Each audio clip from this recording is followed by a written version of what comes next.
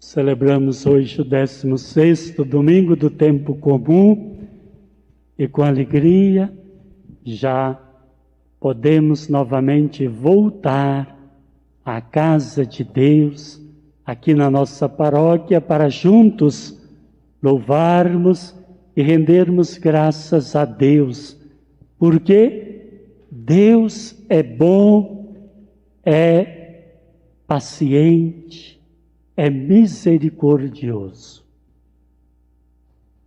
É disso que a liturgia da palavra nos fala hoje. Na primeira leitura do livro da sabedoria, é-nos mostrado que o Deus em quem acreditamos é um Deus que cuida de nós. É um Deus que tem poder sobre nós, mas o poder de Deus Ele usa para manifestar a sua bondade, a sua ternura, a sua misericórdia para conosco. Mostra-nos o autor sagrado deste livro sapiencial que Deus é paciente, que Deus dá tempo para todos, a fim de que todos nós possamos experimentar a sua bondade, o seu perdão, a sua misericórdia. E é exatamente disso também que nos fala Jesus no Evangelho. O Evangelho é o Evangelho de Mateus, capítulo 13. E nesse capítulo, o 13º, Mateus nos apresenta 7 parábolas. No domingo passado nós refletimos sobre a primeira, a parábola do semeador, mostrando que Deus lança as sementes de forma abundante, lança em todas as partes, em todos os campos, e que nós devemos sempre procurar ser aquele terreno bom para fazer frutificar a semente da sua palavra. Hoje, Mateus nos apresenta a segunda parábola, a parábola do joio e do trigo e do joio ou da cisânia. E o que quer nos mostrar o Evangelho? Quer nos mostrar, primeiramente, que todos nós somos trigo, isto é, semente boa, e todos nós somos, ao mesmo tempo, joio, cisânia. Nós somos todos, sem exceção, bem e mal, bondade e maldade. Por isso, Jesus apresenta esta parábola aos seus discípulos e a hoje a nós também. Porque muitas vezes somos tentados a julgar os outros, a pensar que os outros são maus, os outros são cativos, os outros são injustos e que nós somos bons. Nesta parábola, Jesus mostra que todos somos bons, mas todos também somos sujeitos ao mal. Todos somos chamados a viver na graça, mas todos somos sujeitos ao pecado. Por isso, na parábola, Jesus mostra que o patrão, que é o Deus Pai, Ele é paciente, Ele é misericordioso, mesmo sabendo que foi lançada a semente boa para produzir o trigo, Deus sabe que à noite, na escuridão, as trevas do pecado, mesmo tendo sido lançadas sementes boas, podem aparecer também as ervas daninhas. E por isso Deus é paciente. Aqueles empregados queriam logo cortar todas as ervas daninhas. Queriam logo separar o joio do trigo, o trigo do joio. Mas Deus sabe que o joio é muito parecido com o trigo. Isto é, às vezes nós aparentamos ser só bondade. Às vezes nós aparentamos ser só pessoas de bem. Mas nós temos dentro de nós também a força que nos leva ao mal, à maldade. Por isso, Deus é paciente.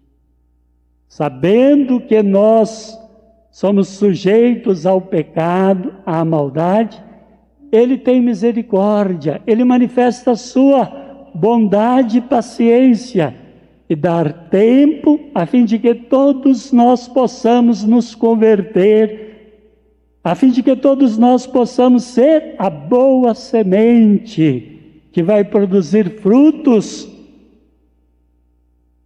Mas para isso, Ele usa da sua bondade, da sua paciência.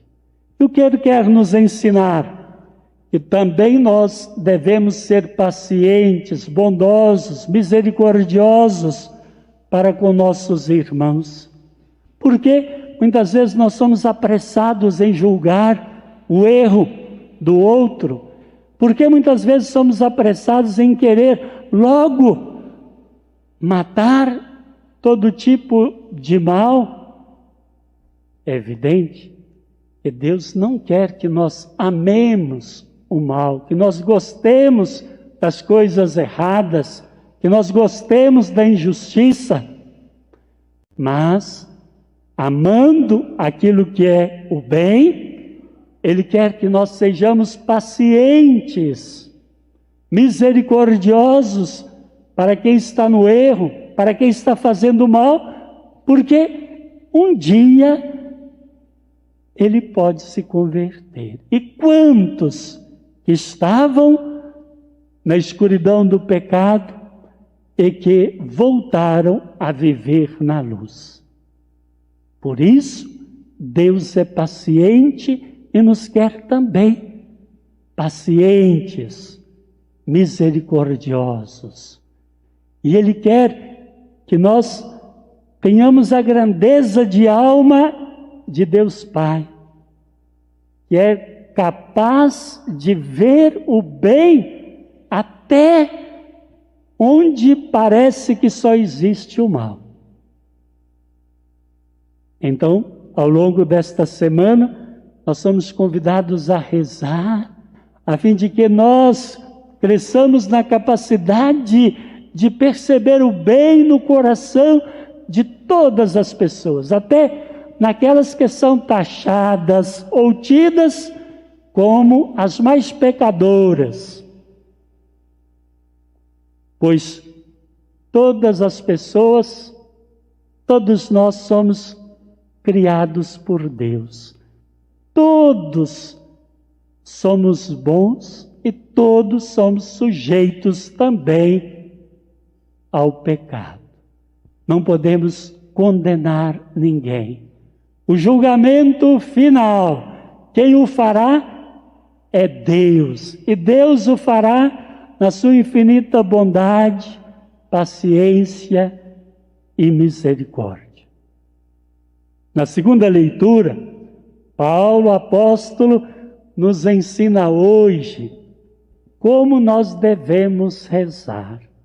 Ele começa humildemente dizendo que nós não sabemos como rezar, Nós não sabemos nem o que pedir e como pedir a Deus. Por isso, nós devemos pedir que Ele infunda em nós o seu Espírito.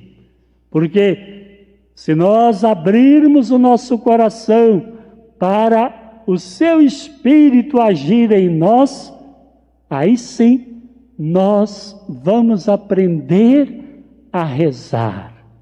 Porque rezar não é dizer muitas palavras. Rezar profundamente não é aquela pessoa que sabe fazer grandes orações. A oração verdadeira é aquele encontro profundo meu com Deus, de Deus comigo. E este encontro profundo acontece na pessoa que abre o seu coração e deixa o Espírito de Deus falar nela.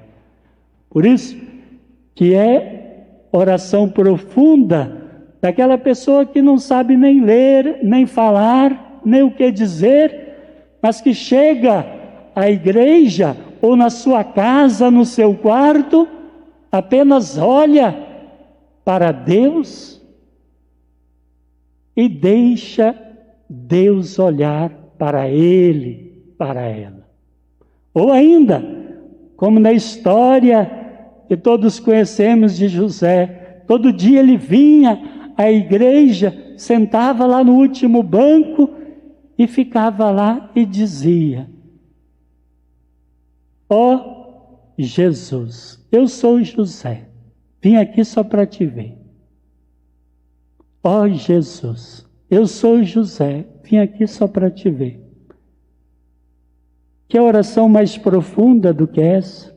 Às vezes não precisamos dizer muitas palavras, precisamos apenas olhar para a ternura, a bondade, a misericórdia, a paciência de Deus. E olhando, admirando, contemplando Deus, nós também vamos sendo nos transformados. Peçamos a graça de crescer na intimidade com Deus através da oração, reconhecendo que não sabemos o que dizer, nem o que falar, nem como, mas que Ele nos mande o seu Espírito para que nós possamos acolher a vontade dEle em nossa vida. E deixemos-nos transformar de tal forma que sejamos capazes de ver muito mais o bem que existe no coração de todas as pessoas do que o mal que somos tentados a ver e a julgar. Dai-nos a graça, Senhor, de sermos pacientes, misericordiosos,